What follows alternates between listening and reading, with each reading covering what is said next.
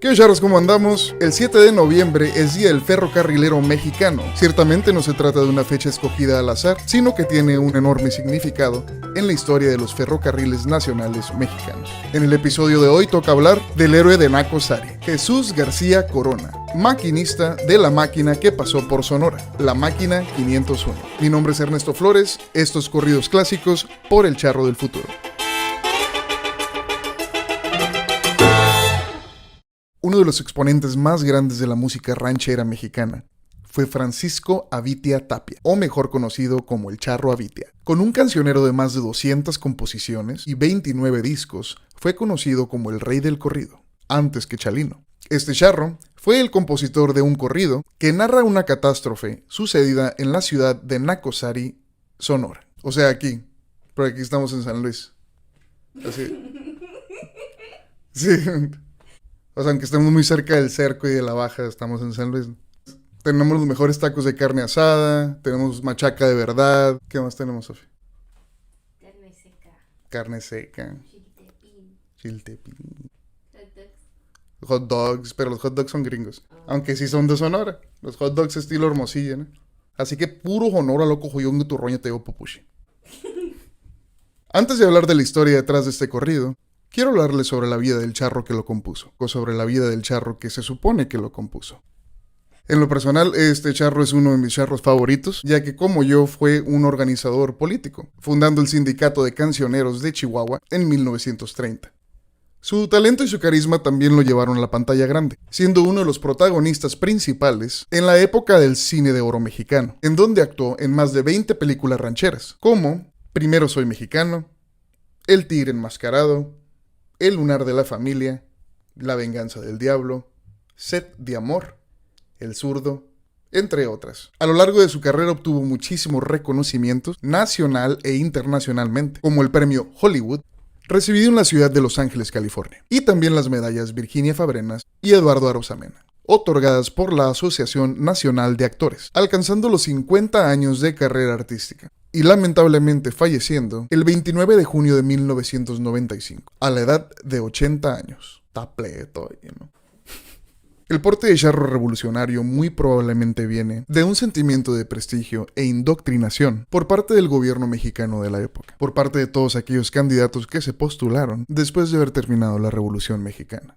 Gracias a la proyección que el Charro Avitia obtuvo y dadas sus demostradas habilidades para organizar a la comunidad a través de la música, logró integrarse en 1948 a la campaña del candidato de presidente a la República, don Miguel Alemán Valdés, quien lo recomendó con don Emilio Azcárraga para ser promovido artísticamente. Para las personas que no son de México, es el dueño de la radio XEW, lo que fue a convertirse en la televisora Televisa. El apodo del Charro Avitia se lo debe a Pedro de Lille, quien lo bautizó y le abrió la puerta de la radio a nivel nacional. Tal como las bandas de tributos o de covers, así como los Enanitos Verdes, Soda Stereo, Los Héroes del Silencio. En la década de los 30, en México eran muy conocidas diversas canciones que habían pasado a ser del dominio público, basado en un corrido popular de un acontecimiento histórico importante para los movimientos sociales de toda América, llamado el corrido de Jesús García. El Charro Avitia compuso y registró como suya la canción de Máquina 501. Aunque en las versiones de los hermanos Salazar, Dueto Los Dorados y Los Alegres del Terán, se identifica al corrido como de dominio público o popular.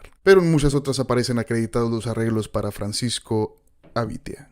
En este corrido nos narran en orden cronológico los sucesos antes, durante y después de la trágica explosión del tren que suplía dinamita a Pilares de Nacosari en 1907. Y cómo Jesús García evita que su vagón de ferrocarril, cargado de dinamita, estallara en ese campo laboral a costa de su vida. Los trabajadores de estas minas vivían en pésimas condiciones y pasaban por muchísimas injusticias laborales, desde salarios bajos comparados con lo que ganaban otros trabajadores provenientes del extranjero, hasta falta de días de descanso o cambios de último momento, como fue el caso de Jesús García, que un domingo que le tocaba descansar, fue llamado de último momento para reemplazar a un alemán que había faltado al trabajo ese día. Este alemán se supone debía llevar un cargamento de 4 toneladas de dinamita, que son utilizadas para la ampliación de las minas. Debía llevarlo al almacén de explosivos para colocarlo en 2 furgones. Era el más poderoso tipo de dinamita traído desde Oakland, California, a Pilares de Nacosari.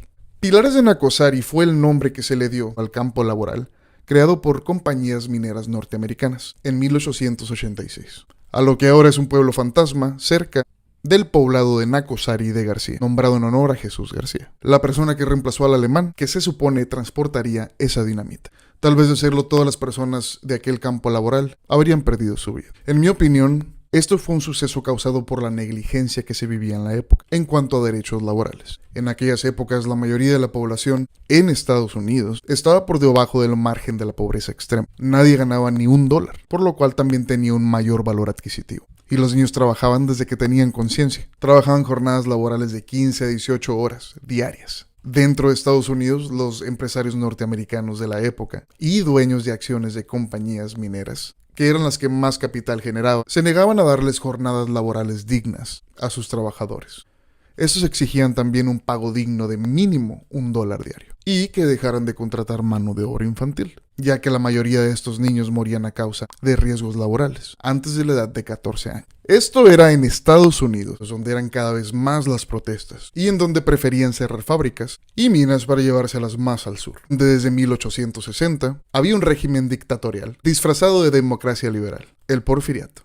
Este régimen permitía que vinieran miles de empresarios extranjeros, europeos y norteamericanos a establecer sus negocios en tierras mexicanas. Conforme iban pasando las décadas, los mismos gobiernos de estos extranjeros le brindaron su apoyo incondicional al régimen y le ofrecieron su fuerza policial y militar, como sea que fuese necesario, para reprimir a los obreros de miles de campos laborales. Cerca de la frontera eran más y más frecuentes los levantamientos de obreros que estaban hasta el gorro o hasta el sombrero en la época, de que se estuvieran muriendo nada más por ir a trabajar.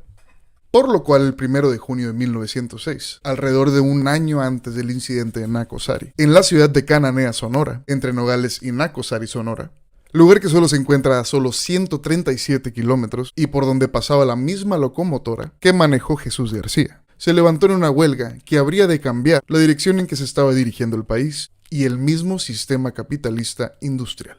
El charro intelectual, crítico político y líder sindical, Ricardo Flores Magón, lideraba una huelga en una de las minas de esta ciudad y resultó en una invasión bélica completamente ilegal hasta para la época, en la cual el régimen de Don Porfirio le pidió ayuda a los Rangers de Texas para poder detener a los huelguistas y poder resumir sus actividades laborales, lo cual ocasionó 3 cosas: muchas muertes de inocentes, empatía de periódicos internacionales y una revolución política en México. Desde el principio del siglo XIX, hacía posible la producción de productos secundarios, como los textiles, las barras de acero o los productos de demanda del consumidor. Pero esta industrialización se estaba llevando lo mejor de su gente. Al mismo tiempo, como es el caso actualmente, en México de la misma manera, el feudalismo disfrazado de progreso civil, promocionado por el régimen de la época, cargado de la producción primaria de estos productos, como el algodón, el cáñamo, el opio, el cobre y otros metales esenciales para el desarrollo de una sociedad moderna, lo cual requería una mano de obra muy pesada y desde luego infravalorada y mal pagada. En Pilares de Nacozari, muy probablemente se vivió uno de tantos actos de negligencia que el gobierno de la época dejó pasar, o lo tapó, martirizando un noble obrero que dio su vida por la de sus compañeros, sin esperar nada a cambio. Tal vez con la esperanza de que la heroica enmienda que nos ha dejado su legado nos haga olvidar las negligencias que ha sufrido y continúa sufriendo su pueblo, o que lo dejemos pasar. Ahora más que antes hay desigualdad laboral y social. Ahora más que antes hay corrupción y nepotismo por parte del gobierno, que se hace ciego al momento de obtener cesiones de compañías extranjeras, con el propósito de generar más empleos. ¿Pero a costa de qué? Horarios laborales denigrantes, salarios deplorables con vales de despensa y seguros médicos burócratas, falta de regulaciones de seguridad que pueden resultar en algo tan fatal como la muerte de un empleado que tenga que entregar su vida a una compañía que no le importan las vidas, sino las ganancias. Por falta de demanda civil, de organización comunitaria, demandando que el gobierno exija a las compañías priorizar el bienestar físico, mental y espiritual de sus empleados sobre todas las cosas. Tenemos empresas como Amazon que incluso en Estados Unidos se rehúsa a permitirle a sus empleados unirse a un sindicato, ya que la ideología es que el consumidor es más importante y considera a sus empleados un engrane en el reloj que representa su industria. El 28 de marzo del 2021, un empleado de Amazon en el estado de Alabama, en Estados Unidos, falleció después de colapsar, después de muchas horas laborales dentro de la bodega donde trabajaba. y Amazon se tumbó de todo cargo, diciendo que fue causa de un problema médico personal. Si esto está pasando en Estados Unidos, no me quiero imaginar cómo está el ambiente laboral en las bodegas de Amazon de Cuernavaca o de Querétaro. Lo que le pasó a Jesús García fue algo que se pudo haber evitado. Así como antes había hombres ricos, malos y pelones, que no les importa el sufrimiento de las personas ajenas a su círculo, también los hay hoy, solo que ahora tienen más poder y más dinero. No necesitamos más héroes, necesitamos más gente que exija sus derechos. De esta manera evitaremos cualquier desenlace catastrófico o fatal, como del que se habla en este corrido, y como los otros tantos que muy probablemente nunca fueron documentados. Paso a presentarles mi versión de La Máquina 501. Si tienen alguna petición de algún corrido que les gustaría que desglosemos e interpretemos, déjenmelo saber en la sección de los comentarios. Eso es todo por mi parte. Mi nombre es Ernesto Flores. Estás escuchando Corridos Clásicos por El Charro del Futuro.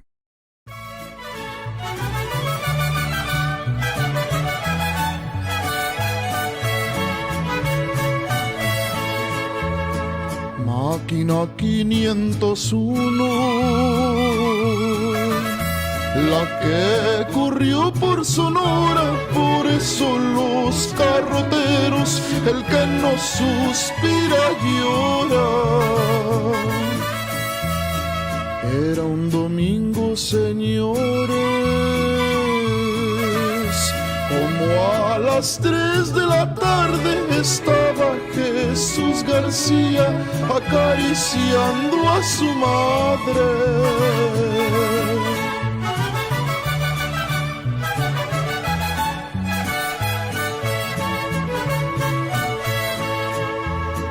Dentro de pocos momentos, madre, tengo que partir. Del tren se escucha el silbato, se acerca mi porvenir. Cuando llegó a la estación, el tren ya estaba silbando y un carro con dinamita ya se le estaba quemando.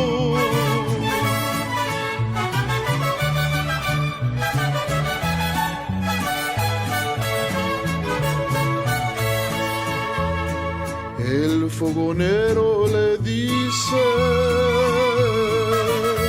Jesús, vámonos bajando, mira que el carro de atrás ya se nos viene quemando. Jesús García le contesta: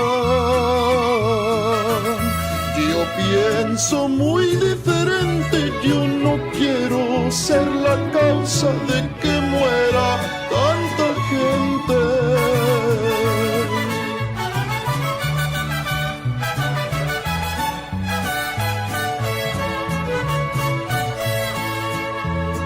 Le dio vuelta a su vapor, como era de cuesta arriba, antes de llegar al 6, allí terminó su vida. Desde ese día inolvidable, tú te has ganado la cruz, tú te has ganado las palmas, eres un héroe, Jesús.